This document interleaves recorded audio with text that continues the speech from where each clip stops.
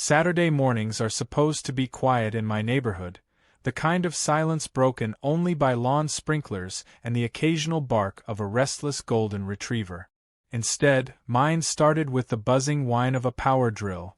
I opened my blinds to see the HOA president herself, our resident Karen, squatting next to the side of my house, fiddling with something that definitely wasn't hers.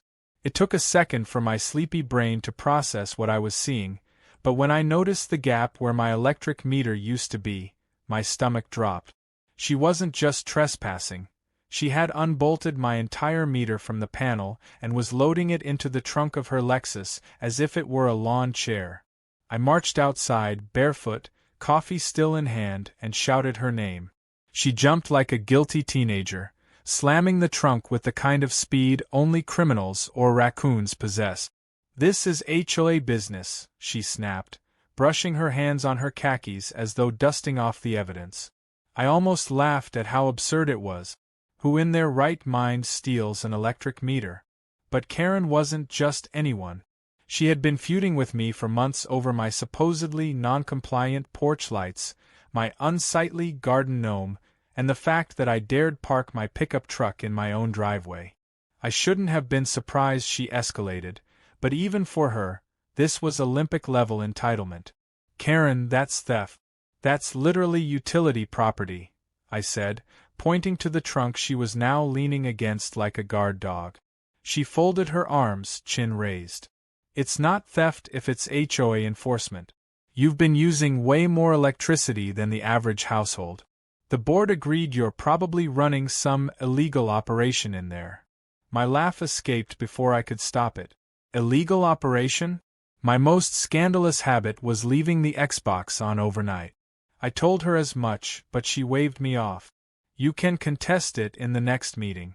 Until then, consider your power cut off." And with that, she climbed into her car and drove off with the meter rattling in the trunk. By noon, the house was a tomb. No air conditioning, no fridge hum, no Wi-Fi. The silence was suffocating. I sat in my driveway, sipping melted ice water and thinking about my options. The power company was going to love this one. Sure enough, when I called, the technician on the other end went quiet for a long moment before asking me to repeat myself. "She what?" he finally said. I explained again, slower this time, how my HOA president had physically stolen the electric meter off my house. He muttered something about regulatory violations and promised to send someone out immediately. I could hear the disbelief in his voice, like he wasn't sure if I was pranking him. By late afternoon, a white utility truck rolled up, 2 men stepping out with tool bags and clipboards. They looked at the empty socket on the panel and whistled low. "Well, I'll be damned," one of them said. "In 15 years, never seen someone steal a meter." They explained that tampering with electrical meters wasn't just theft. It was a public safety hazard, a regulatory offense, and a guaranteed fine for whoever had done it. When I told them exactly who had, they exchanged glances that said they'd both seen her type before. Entitled, smug, bulletproof until paperwork and city ordinances came knocking. The best part was when they called their supervisor. I stood there in the heat, arms crossed, while they explained the situation. "Yeah, she took the whole unit. No, customers not responsible. Yep, HOA president." They paused. Then one of them grinned and handed me the phone. "Our manager wants you to file an official complaint. Says it'll fast-track enforcement." I took the phone, relaying every detail as calmly as possible, though inside I was simmering with glee. This wasn't just neighbor drama anymore. This was city jurisdiction. Karen had finally crossed a line even her HOA title couldn't shield her from. By evening, the technicians had replaced my meter, logged the tampering as evidence, and told me the city's regulatory office would be in touch. They left with a promise that Karen wouldn't like what was coming. That was music to my ears. I knew Karen thrived on control, power trips, petty fines, the smug satisfaction of telling others how to live. But the thing about control is it only works until you mess with someone else's actual power.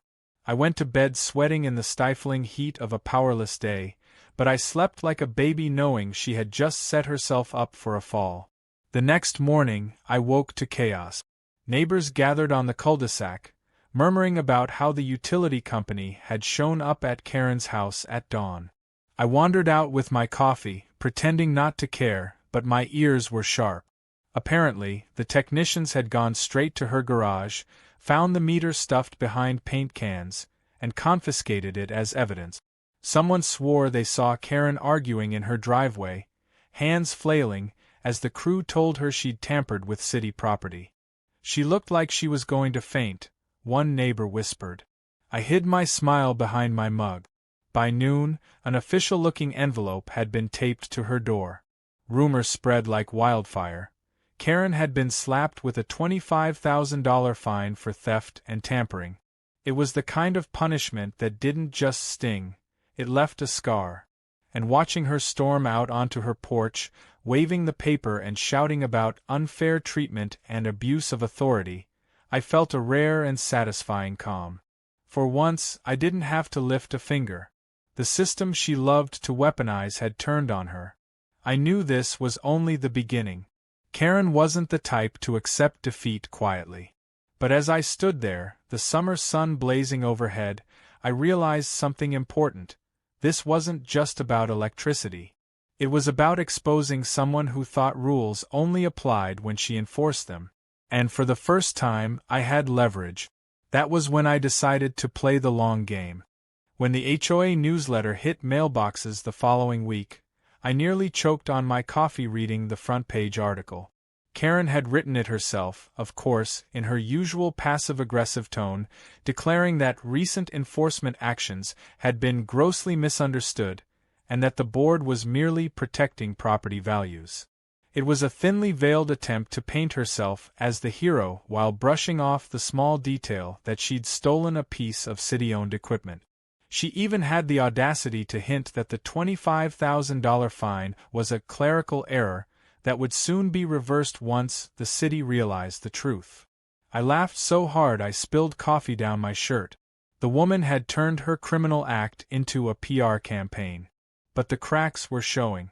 At the next HOA meeting, which I made sure to attend with a smug calm, the room was buzzing with discontent. Homeowners who usually nodded along with Karen's decrees were whispering about her judgment. A few openly questioned whether she should still be leading the board. Karen, seated at the front with her gavel, tried to carry on as though nothing had happened. Her hair was perfect, her blouse pressed, but her eyes betrayed a twitchy nervousness. She started the meeting with her usual roll call and reminders about lawn height regulations, but people weren't buying it.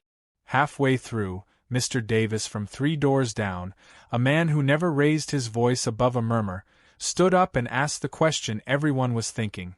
Karen, did you or did you not take our neighbor's electric meter? The room fell silent. Karen sputtered, waving her hands like she could fan the words away. That is not relevant to this meeting, she said. We are discussing community upkeep. But Davis pressed, and soon others chimed in, demanding answers. For once, Karen's authority was cracking under the weight of her own arrogance. I sat back and watched, pretending to be detached, but inside I was savoring every second. The board members looked uneasy, shifting in their seat. Finally, one of them, a middle-aged woman named Brenda, admitted she hadn't been consulted on Karen's little meter heist. This was her decision alone, Brenda said, and the room erupted. Karen banged her gavel, shouting for order, but the damage was done. Her grip on power wasn't absolute anymore. After the meeting, as I was leaving, Karen cornered me in the parking lot. Her smile was stretched thin, brittle as glass. You're enjoying this, aren't you? She hissed. I sipped my water bottle and shrugged. Enjoying watching you get exactly what you deserve? Yeah, a little. Her jaw clenched. You think this is over? I built this neighborhood. I keep people in line. Without me, this place would fall apart. She was trying to intimidate me, but I could see the panic underneath. She wasn't fighting for the community. She was fighting for herself. 2 days later, the escalation hit a new level. I came home from work to find a bright orange notice taped to my front door, a supposed violation from the HOA for unauthorized alterations to property. According to the notice, my freshly replaced electric meter was considered unsightly and not in conformity with neighborhood standards. I laughed out loud right there on my porch. She was actually trying to fine me for having a city-issued meter. It was such a transparent act of retaliation that I immediately snapped a photo and emailed it to the utility company's regulatory office, along with a copy of her bogus violation. Their response was swift. The next morning, 2 city inspectors showed up at my house, badges clipped to their belts, and asked me to walk them through the situation. I explained everything, from the theft to the ridiculous HOA violation. They nodded, took photos of the notice, and assured me this wasn't just overreach. It was harassment. "She's digging herself deeper," one of them said, shaking his head. They promised to add the violation stunt to the ongoing case file against her. That's when I realized Karen wasn't just reckless, she was desperate. Her fine must have rattled her more than she let on, and now she was scrambling to reassert control. But every move she made only tightened the noose. The neighbors began noticing too. Mrs. Patel, who lived across the street, stopped me one morning to vent. She came to my door yesterday, asking if I'd sign a petition to remove you from the HOA for causing division. I told her no, absolutely not. Who does she think she is? I chuckled, thanking her, and she leaned closer. Between you and me, people are tired. She bullies everyone, but now? Now we see she's not invincible. And then came the twist I hadn't anticipated. Karen tried to flip the script by calling in the city herself. One afternoon, as I was mowing my lawn, a city code inspector pulled up. He looked apologetic as he explained that someone had lodged a complaint against me for improper electrical modifications. I nearly doubled over laughing. "Let me guess," I said. "Middle-aged woman, Lexus SUV, short blonde haircut, permanent scowl?" The inspector actually cracked a smile. "Something like that." He walked around, inspected the meter, and shook his head. "This is all standard, installed by our own technicians. She's wasting everyone's time." It was a perfect cell phone. By weaponizing the city, Karen had inadvertently handed them more evidence of her obsession. The inspector even told me that the more frivolous complaints she filed, the worse her case would look when the hearing for her fine came up. I thanked him and offered a cold bottle of water before he left, feeling like the universe itself was stacking the deck in my favor. The real breaking point came the following weekend. Karen called an emergency HOA board meeting at the clubhouse. Curious, I went, half expecting her to resign in disgrace. Instead, she strutted to the podium and declared that she had been unfairly targeted by both the city and certain neighbors with grudges. She framed herself as a victim of corruption, insisting that the $25,000 fine was proof of government overreach. Some neighbors nodded uncertainly, but more rolled their eyes. I could see the tide had turned. People weren't afraid of her anymore. Then, in a move so bold it bordered on delusional, she announced that the HOA would be raising everyone's dues by $200 to create a legal defense fund. The room erupted. Shouts of "Absolutely not" and "You can't do that" filled the air. Brenda, the board member who distanced herself earlier, stood up and flatly said, "Karen, you can't make us pay for your mistake." That was the moment Karen lost control completely. She slammed her gavel, shrieking about loyalty and responsibility, but nobody was listening. People were filing out, shaking their heads, muttering about recalls. I stayed behind just long enough to catch her eye. I didn't say a word. I didn't have to.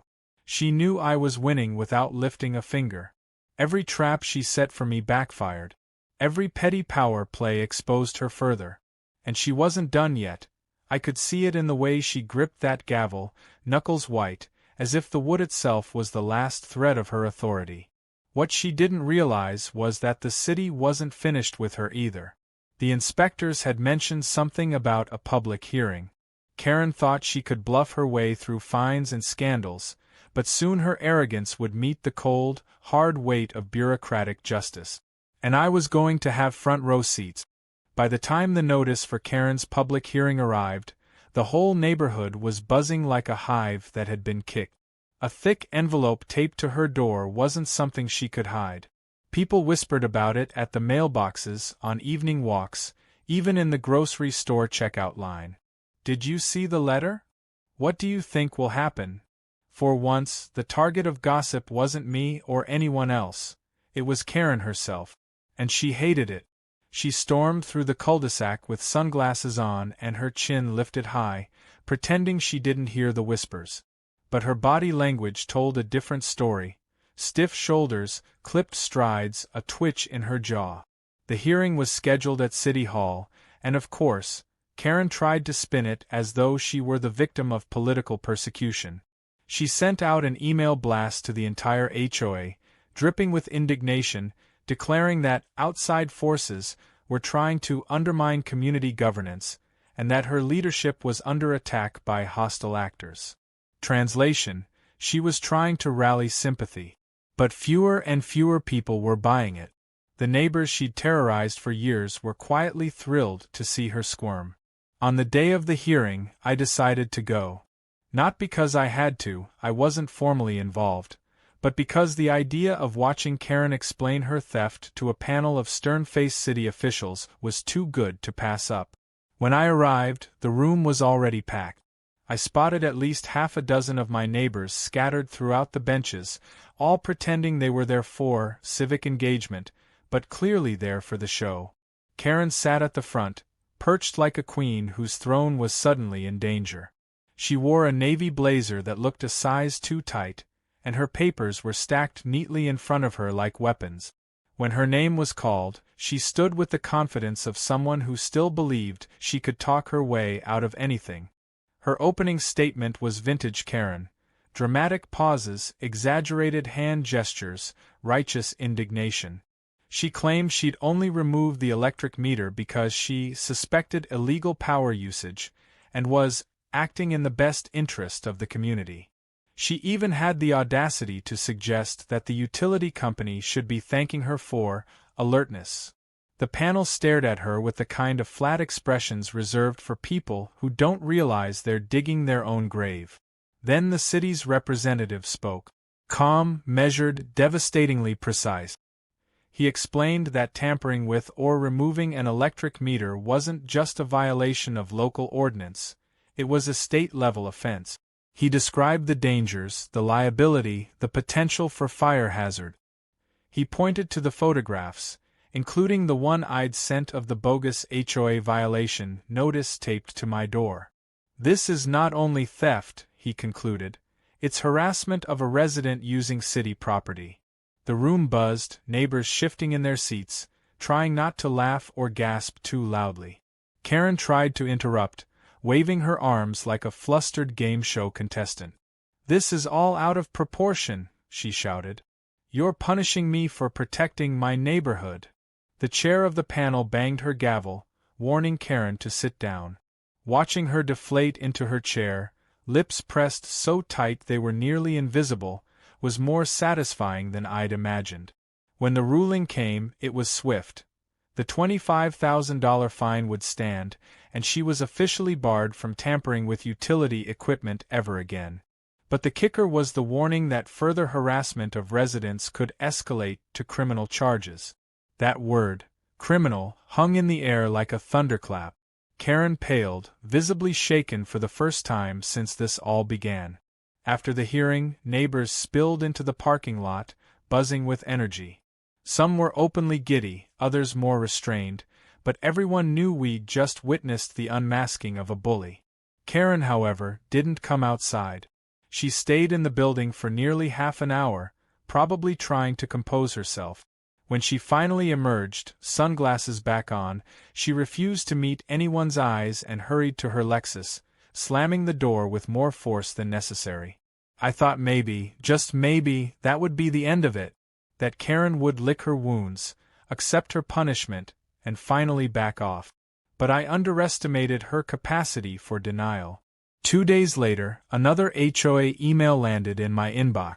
This one was even more unhinged than the last. She insisted the hearing was a sham, claimed the city was in league with malicious residents, and doubled down on her narrative that she was the only thing standing between us and chaos. The kicker? She announced a special vote to grant the HOA emergency authority to enforce rules without outside interference. It was a desperate move, and it backfired spectacularly. The turnout at the meeting was the largest I'd ever seen.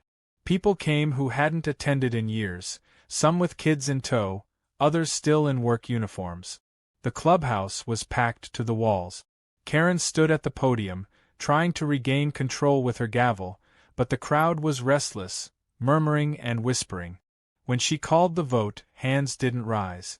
Instead, Brenda, ever the quiet rebel, stood and announced that she and 2 other board members were initiating a recall. The room erupted in cheers. Karen's face turned the color of ripe tomatoes. She shouted about procedure, about loyalty, about how no one appreciated the sacrifices she made. But her voice was drowned out by chants of recall. Recall. I just leaned against the back wall, arms crossed, soaking it in. 4 years she'd lorded her authority over us like a petty tyrant. Now, her empire was crumbling in real time, and there was nothing she could do to stop it. The vote was scheduled for the following week, and the lead-up felt like election season. Neighbors talked in driveways, on porches, in Facebook group. Flyers circulated. Some people even made homemade "vote her out" signs and stuck them in their lawns. Karen tried to counter with her own signs. Protect our property values. Support HOA leadership. But they looked sad and lonely compared to the forest of opposition sprouting up around her. Still, I knew she wouldn't go quietly. And I was right. The night before the vote, I caught her sneaking around my house. Not blatantly, she wasn't crouched in the bushes, but I saw her Lexus parked a few houses down, and when I looked out my window, there she was, standing across the street, staring at my porch. When I stepped outside and called out, she scurried back to her car like a teenager caught egging a house. The engine roared, and she peeled off into the night. The next morning, a new violation notice appeared in my mailbox. This one accused me of creating division in the community and threatened escalating fines. I didn't even bother getting angry. I just added it to the growing stack of evidence I'd been forwarding to the city. She didn't realize she was building my case with every petty act. When voting day arrived, the turnout was overwhelming. People who normally avoided conflict showed up, determined to make their voices heard. The tally wasn't even close. By a landslide, Karen was officially recalled as HOA president. The announcement was met with cheers, applause, even hugs between neighbors who rarely spoke. It felt like a community finally exhaling after years of holding its breath. Karen, however, didn't take it well. She stormed out of the clubhouse, muttering about lawsuits and vendettas. But as I watched her retreat, I felt a calm certainty settle over me. The war wasn't over. She'd never allow herself to fade quietly into the background. But her power was gone, and for the first time, the rest of us had leverage. What I didn't know was that her next move wouldn't just be petty. It would be catastrophic for her. The morning after Karen's recall, the neighborhood felt lighter, almost celebratory. People waved at each other on their morning jogs, lawn chairs appeared on porches, and the tension that had hung in the air for years seemed to dissolve. For the first time since moving in, I felt like this place might actually be the peaceful community I'd imagined when I bought my house. But I also knew Karen well enough to recognize that she wasn't finished. She thrived on power the way some people thrive on caffeine, and without it, she was going to spiral. Sure enough, the signs appeared almost immediately. On day 2 of her dethronement, her Lexus prowled the streets at odd hours, headlights off, as though she were inspecting the neighborhood incognito. On day 3, she cornered Mrs. Patel at the mailbox, ranting about conspiracies and vendettas until the poor woman fled back into her house. By the end of the week, Karen had turned her own front yard into a stage. She planted a giant home-made sign in her grass that read, "Unfairly removed, neighborhood at risk." She stood by it like a protester, sunglasses on, arms crossed, glaring at anyone who dared look. Kids on bikes slowed down to stare, neighbors crossed the street to avoid her, and the whole thing took on the atmosphere of a reality show meltdown. I thought it was funny, but I also knew it was dangerous. A person that humiliated doesn't fade away, they escalate. And that escalation landed directly on my doorstep one humid Thursday evening. I just sat down with a cold beer when my lights flickered. At first, I thought it was a random outage, but then I noticed the houses on either side of me still glowing. I stepped outside and saw Karen in her yard, a flashlight in one hand, a smug smile plastered across her face. She shouted across the street, "Maybe you should have thought twice before ganging up on me." The fury that rushed through me was immediate, but I kept my voice calm. "Karen, did you just cut my power again?" She tilted her head, pretending innocence. "Power issues happen all the time. Maybe if you weren't overloading the system with your appliances, the city wouldn't have to keep shutting you down." It was such a ridiculous lie that I almost laughed, but I knew better. I went around the side of my house, and sure enough, the breaker box cover was dangling open. She had tampered with it. That was the last straw. I called the utility company, and when they heard her name again, they didn't even hesitate. "We'll send someone out immediately," the dispatcher said. "And you should probably call the police this time." The idea hadn't occurred to me before, but she was right. This wasn't just harassment anymore, it was sabotage. Within the hour, 2 utility trucks and a police cruiser pulled up in front of my house. Neighbors poured out of their homes like moths to a flame, whispering and pointing. Karen emerged from her porch, shouting about how the city was colluding with criminals. The officers ignored her and inspected my breaker box, confirming it had been tampered with. One officer knocked on her door, asking if she knew anything about it. Karen launched into a tirade about witch hunts and corrupt officials, her voice climbing higher with each word. The utility crew wasn't amused. One of them, the same guy who had replaced my stolen meter weeks before, shook his head. "This is harassment, plain and simple. She's going to get herself arrested." I couldn't help the small smile tugging at my lips. Arrest was a word Karen had never thought applied to her. The officers didn't cuff her that night, but they issued her a formal warning and logged the incident. Karen, of course, tried to spin it as proof she was a martyr. She screamed at the officers that they'd regret siding with lawbreakers. But when she retreated inside, slamming the door so hard the windows rattled, I knew something had shifted. She wasn't untouchable anymore. The fallout came the next day. The city scheduled a full inspection of Karen's property, citing her for tampering not just with my utilities but with communal electrical boxes she had no authority over. They found exposed wires, jury-rigged switches, and even an extension cord running under her fence into a neighbor's outlet. Apparently she'd been leeching power to run her Christmas lights year-round. The hypocrisy was staggering. Word spread quickly. Neighbors who'd once feared Karen now openly mocked her. Mr. Davis cracked jokes about installing floodlights just to watch her twitch. Kids drew cartoon lightning bolts on the sidewalk in front of her house. The queen of order and rules had become the neighborhood punchline. But humiliation only made her more volatile. Late one night, around 2 in the morning, I woke to the sound of metal clanging outside. I grabbed a flashlight and peered through the blinds. There, crouched by my side yard, was Karen, holding a wrench, fiddling with the water main. She wasn't just after my electricity anymore, she was going after my water. My blood ran cold, but I didn't rush out. Instead, I quietly dialed the non-emergency police line and told them someone was tampering with my utilities in real time. This time, the response was immediate.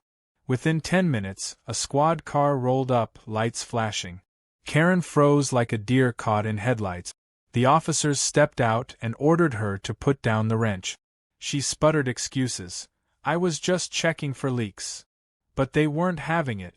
They handcuffed her right there on my lawn. The sight was surreal. Karen, the self-appointed guardian of the neighborhood, being led to a police cruiser while still in her bathrobe and slippers. Neighbors, awakened by the commotion, spilled into the street. Phones came out, recording every second. Mrs. Patel whispered, "I never thought I'd see the day." Brenda muttered, "Took long enough." And me? I just stood on my porch, arms folded, watching the woman who'd made my life miserable finally face consequences. Karen wasn't hauled off to jail that night, but the charge was serious enough to require a court appearance. The police released her after booking, but the message was clear. Her reign of terror was officially over. The next morning, her yard sign was gone, her blinds drawn tight. For once, her house was silent. But silence doesn't mean surrender. A few days later, another letter appeared in my mailbox. This one not from the HOA, but from a lawyer. Karen was suing me for emotional distress and defamation of character. I laughed out loud, the sound echoing in my empty living room. Defamation? She defamed herself with every tantrum, every violation, every stunt. Still, I knew I couldn't just dismiss it. If she wanted a legal war, I was prepared to give her one. I gathered every photo, every notice, every email, every witness statement. The stack was thick enough to make a lawyer salivate. When I met with my attorney, he flipped through the pile and chuckled. "This isn't a defense," he said. "This is an offense. She doesn't stand a chance." He filed a countersuit within days, citing harassment, trespassing, and property tampering. Karen thought she could drag me into court to regain some semblance of power. But what she didn't realize was that she had just opened the door to her own financial and social ruin. And this time, it wasn't just the city or the neighbors against her. It was the law, with me leading the charge. The battle lines were drawn. And I had every intention of winning. Courtrooms are funny places. On television, they're grand theaters of justice, but in real life, they're fluorescent-lit boxes with creaky chairs and the faint smell of coffee that's been burning since sunrise. Still, when the clerk called our case and Karen strutted in with her lawyer, she carried herself as if she were walking into the Supreme Court. Her hair was immaculate, her blazer crisp, and her expression one of smug certainty. She was ready to teach me a lesson, as she'd so dramatically put it in her lawsuit. Her lawyer, a wiry man with slicked-back hair and an overconfident grin, shuffled a stack of papers and announced that they were suing me for $50,000 in damages. According to them, Karen had suffered emotional distress from my campaign of harassment, which included false accusations about her conduct and defamatory gossip spread among the neighbors. I nearly laughed out loud. My lawyer didn't even flinch. He simply adjusted his tie, leaned into the microphone, and said calmly, "We'll be filing our countersuit for trespassing, harassment, and repeated tampering with utility property. We'll also be submitting video evidence and eyewitness testimony." Karen's confident smile faltered for the first time. The hearing wasn't about deciding damages yet. It was a preliminary session to determine if her lawsuit even had merit. The judge, a no-nonsense woman with sharp glasses and a sharper tongue, listened as Karen's lawyer tried to spin the narrative. He painted her as a victim, a dedicated community leader who had been unjustly vilified by a neighbor with a grudge. Karen dabbed at the corner of her eye with a tissue for dramatic effect, though not a single tear appeared. Then it was our turn. My lawyer calmly laid out the sequence of events. The stolen electric meter, the fraudulent violation notices, the repeated tampering with my utilities, the police warnings, and finally, her arrest on my lawn while holding a wrench. He produced photographs, copies of emails, and sworn statements from multiple neighbors. He even played a short clip someone had recorded of Karen screaming at the inspectors about corruption and witch hunts. The judge leaned back in her chair, arms crossed, her expression somewhere between disbelief and irritation. By the time my lawyer finished, the courtroom was silent. Karen's attorney fumbled with his papers, muttered something about context, but the judge wasn't having it. She declared that Karen's lawsuit had no standing and dismissed it outright. Then she set a date for the countersuit hearing. The gavel came down with a crack, and just like that, Karen's grand plan to intimidate me had imploded in her face. As we left the courtroom, Karen glared at me with a venom that could have peeled paint. "You won't get away with this," she spat, her voice trembling. I didn't even bother responding. I just smiled faintly and walked out with my lawyer. The long game was working exactly as I'd hoped. Back in the neighborhood, the ripple effect was immediate. News of her failed lawsuit spread like wildfire. Neighbors who'd once kept their distance now stopped me in the street to say things like, "Good for you," and about time someone stood up to her. Brenda, the former board member, even brought over a plate of cookies as thanks. "You've done what we were all too afraid to do," she said. I accepted the cookies, amused at how quickly I'd gone from target to local hero. But Karen didn't retreat. If anything, she doubled down. A week later, flyers appeared on every doorstep, rambling, poorly formatted manifestos claiming the city, the courts, and half the neighborhood were part of a conspiracy against her. She accused me of engineering her downfall with fraudulent evidence. She even claimed the utility company was in my pocket. Most people tossed the flyers straight into the trash, but a few taped them to their fridges like trophies of her unraveling. The countersuit hearing loomed closer, and Karen grew more erratic. She blasted emails at 3 in the morning, demanding emergency meetings of a board she no longer controlled. She paced her yard with a megaphone, shouting about property rights. At one point, she even marched up my driveway and tried to stick one of her flyers to my door. I didn't confront her. I just snapped a photo, time-stamped it, and added it to the growing mountain of evidence. When the day of the countersuit hearing arrived, the courtroom was fuller than before. Word had gotten around, and curious neighbors showed up to watch. Karen walked in with less confidence this time, her lawyer looking harried and sweaty. My lawyer opened by presenting the timeline again, but this time, he layered in the consequences of her actions. The costs of repeated inspections, the wasted city resources, the danger she'd caused by tampering with live utilities. He framed her behavior not as petty mischief, but as reckless endangerment. Then came the witnesses. Mrs. Patel took the stand first, her voice trembling but firm as she described Karen cornering her at the mailbox. Mr. Davis followed, recounting how Karen had bragged about keeping the neighborhood in line. Finally, the utility inspector himself testified, explaining in technical but devastatingly clear terms how dangerous Karen's tampering had been. Karen tried to interrupt, shouting, "That's not true!" But the judge silenced her with a glare that could cut steel. The verdict wasn't immediate. It took a week of deliberations, but when it came, it was brutal. Karen was ordered to pay damages, not only to me but also to the city for the wasted resources. The total amount, once fines and legal fees were tallied, crept close to 6 figures. The gasp that went up in the courtroom was audible. Karen, pale and shaking, clutched the table like it was the only thing keeping her upright. Her lawyer looked like he wanted to crawl under a rock. For me, the victory was sweet but measured. I hadn't set out to ruin her financially, I'd only wanted peace, but Karen had built her own downfall brick by brick. All I'd done was shine a light on it. Still, I couldn't deny the satisfaction of watching her storm out of the courtroom, sunglasses on, muttering about appeals that would never come. The neighborhood celebrated quietly. There were no parties, no banners, but the relief was palpable. People mowed their lawns without glancing over their shoulders. Kids played basketball in driveways without fear of HOA citations, and the air was free of Karen's constant barking. For the first time in years, life was normal. Or so I thought. Because Karen wasn't finished, not by a long shot. The financial judgment had cornered her, but instead of humbling her, it made her dangerous.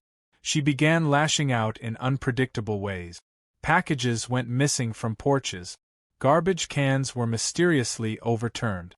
Someone keyed Brenda's car in the clubhouse lot. Everyone suspected Karen, but without proof, she slipped through the cracks. Then, one night, I came home to find my driveway blocked.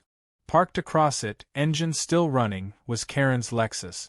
She was sitting inside, staring straight ahead, her face illuminated by the dashboard lights. When I tapped on the window, she rolled it down slowly. Her voice was eerily calm. "You think you've won," she said. "But this isn't over. I built this neighborhood. Without me, it's going to collapse." I met her gaze, steady and unflinching. "Karen, the only thing collapsing is you. And the sooner you accept that, the better off you'll be." She stared at me for a long moment before slamming the car into reverse and peeling out, tires screeching. As I watched her taillights disappear into the night, I knew we were heading toward one final showdown. And something told me it would be bigger, louder, and far messier than anything that had come before. The weeks after Karen blocked my driveway felt like a countdown clock ticking toward something inevitable. You could sense it in the neighborhood. The way people glanced over their shoulders when walking their dogs, the way porch lights stayed on later than usual, the way conversations at the mailbox always drifted back to the same topic. What would Karen do next? She had lost her title, her lawsuit, her money, and yet she refused to fade into the background. The woman was like a storm cloud that refused to move on, hovering darker and heavier the longer it lingered. It started small. A few neighbors reported mysterious phone calls in the middle of the night, no voice, just silence and breathing. One morning, Mr. Davis found his lawn covered in toilet paper, something the neighborhood kids hadn't done since high school. Another day, Mrs. Patel's potted plants were knocked over and smashed in the driveway. Everyone knew who was behind it, but without proof, Karen remained untouchable. It was her pattern. Push just enough to torment, but never enough to get caught. But I could tell she was unraveling. Every time I passed her house, I saw her blinds twitch. She was watching, waiting. Her Lexus wasn't parked out front anymore. She'd taken to hiding it in the garage, as though she were plotting in secret. One evening, I caught a glimpse of her through the window, pacing back and forth with papers in her hand, muttering to herself. This wasn't just petty vengeance anymore. She was preparing something bigger. The breaking point came one Saturday morning. I woke to the sound of pounding on my door. When I opened it, I found two uniformed code enforcement officers standing on my porch. One held a clipboard, the other a camera. "We received a complaint," one of them said flatly, "that you're operating an unlicensed business out of this residence." I blinked at them, dumbfounded. What kind of business? According to the complaint, the officer continued, electrical equipment, possibly crypto mining or other illegal utilities. I nearly laughed in their faces. Karen had filed another bogus report, trying to paint me as some underground operation. The officers asked to inspect the premises, and I agreed without hesitation. I led them through every room, every corner of the garage, even the attic. The only thing humming in my house was the refrigerator. They took notes, snapped a few photos, and finally shook their heads. "We're sorry to bother you." Clearly this complaint was frivolous. "Unfortunately, we have to investigate when we receive one." Before they left, I asked who filed it.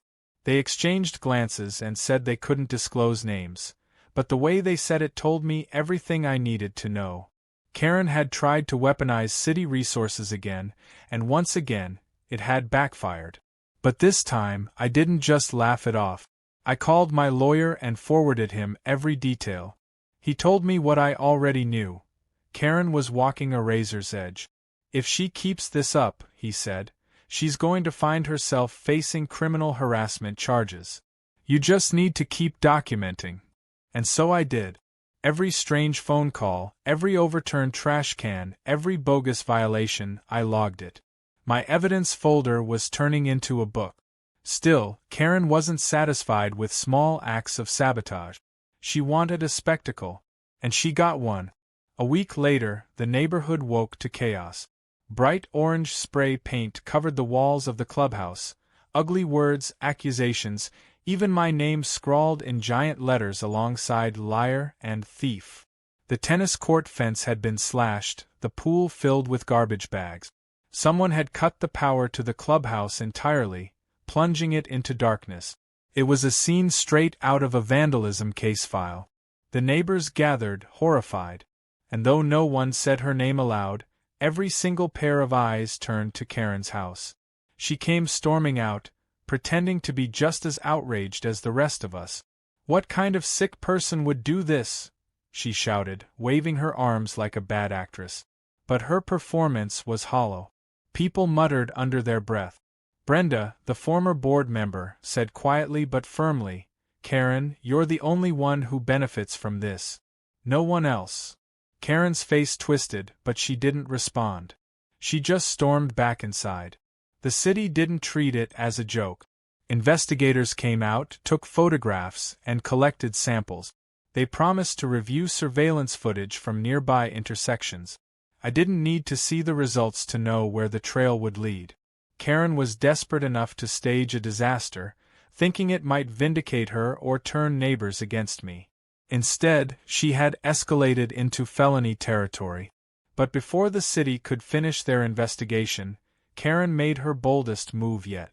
It was a muggy Thursday evening when I pulled into my driveway and noticed something strange. My house was dark, completely dark. No porch light, no hum from the air conditioner, nothing. My stomach tightened. I raced inside, flipped switches, and found nothing worked. My meter, the one the city had installed after Karen's theft, was gone. Again. I stormed back outside and looked across the street. And there she was, standing in her driveway with the meter in her hands like a trophy. Her grin was wide, manic, victorious. "You don't belong here," she shouted, her voice echoing across the cul-de-sac. "This neighborhood is mine." Neighbors poured out of their houses, phones in hand, recording. Someone gasped. Someone else whispered, "She's lost it." I grabbed my phone and dialed 911, my voice steady as I reported the theft in progress. When the police arrived minutes later, Karen refused to put the meter down. She clutched it to her chest like a child clutching a doll.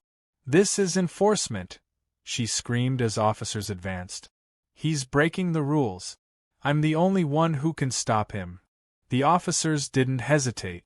They pried the meter from her hands, cuffed her, and read her rights. The sight was surreal.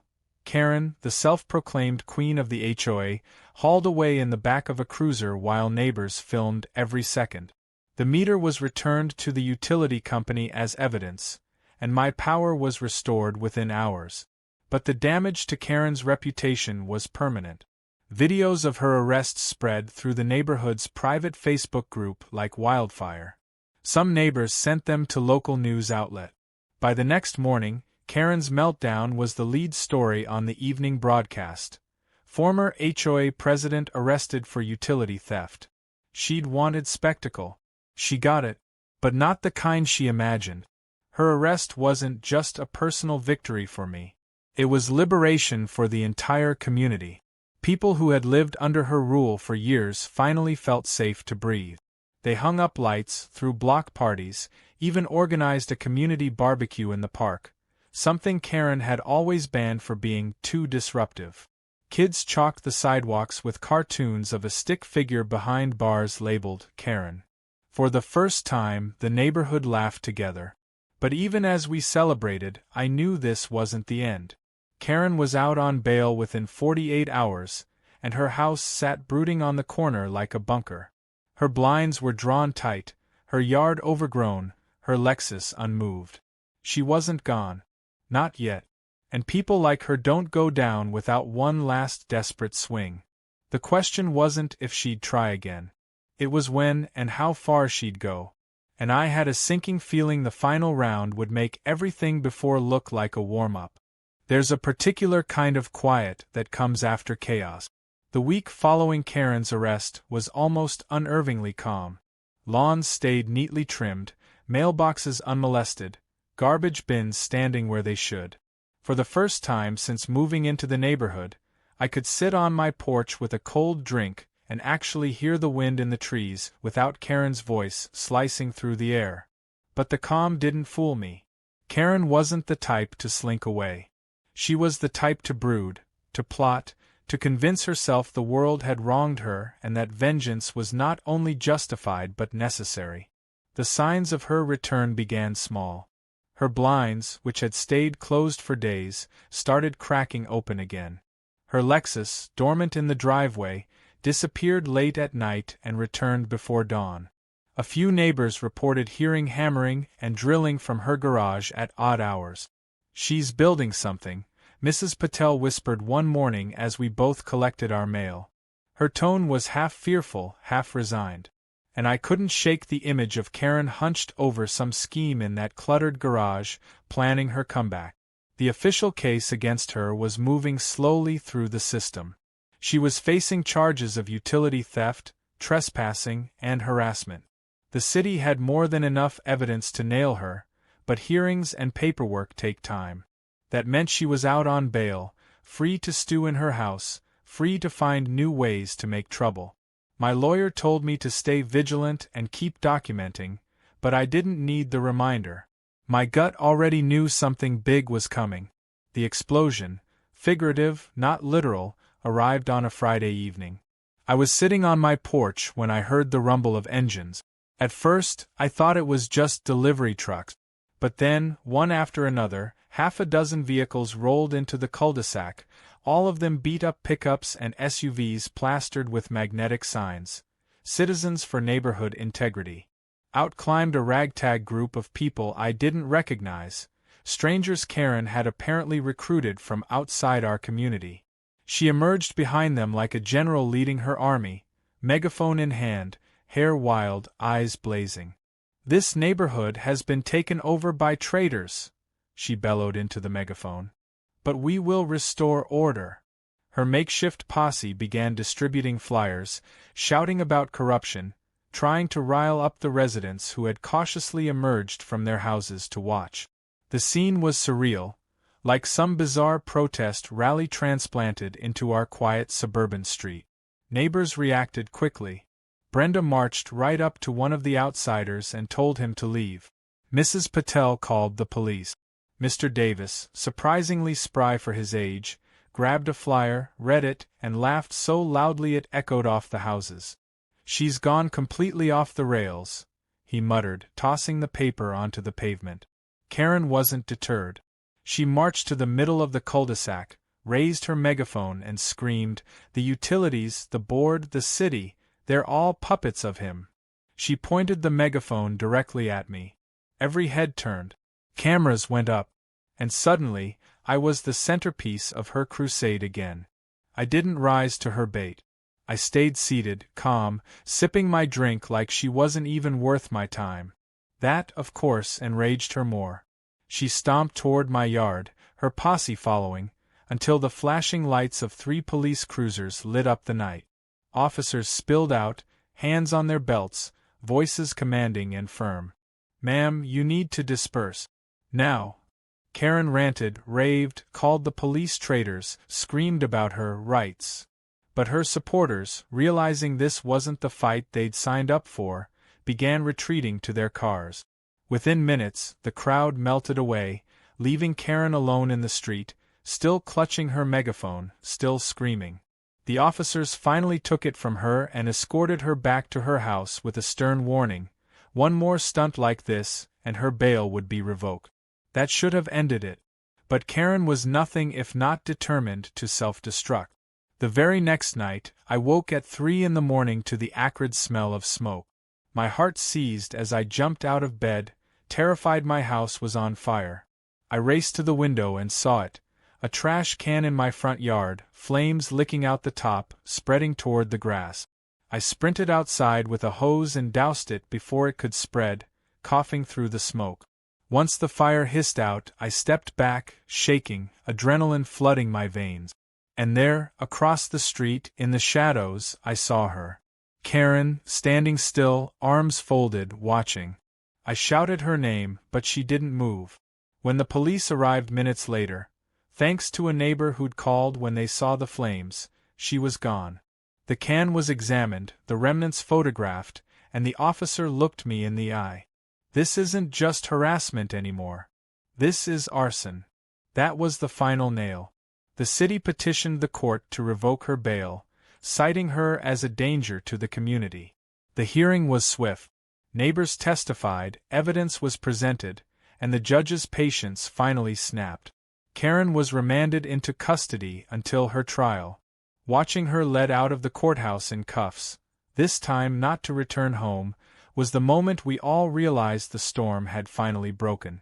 The trial itself became a local sensation. Reporters camped outside the courthouse, snapping photos as Karen was escorted in each day. Inside, the evidence piled up. The stolen meter, the bogus violation notices, the late-night sabotage, the vandalism at the clubhouse, and now the attempted arson. Witness after witness painted a picture of a woman consumed by obsession, unable to let go of control, spiraling deeper into madness. Karen's lawyer tried to argue diminished responsibility, stress, even persecution, but the jury didn't buy it. After less than a day of deliberation, they returned with a guilty verdict on multiple counts: utility theft, harassment, vandalism, and attempted arson. The sentence wasn't light: 18 months in county jail, fines, mandatory counseling. It was the kind of ruling that stripped away every shred of her former authority. When the gavel came down, I exhaled a breath I didn't realize I'd been holding for years. It was over. Truly over. In the weeks that followed, the neighborhood transformed. The recall of Karen had loosened the chains, but her conviction snapped them completely. People organized block parties, planted community gardens, painted over the vandalized clubhouse with cheerful murals. Kids played basketball in driveways again without fear of citations. Brenda was elected as the new HOA president, and under her leadership, the board became what it was supposed to be: boring, fair, and quietly efficient. As for me, I finally had peace. My evenings were quiet, my utilities uninterrupted, my driveway clear. Neighbors waved when I walked my dog, invited me to cookouts, thanked me for standing up when no one else dared.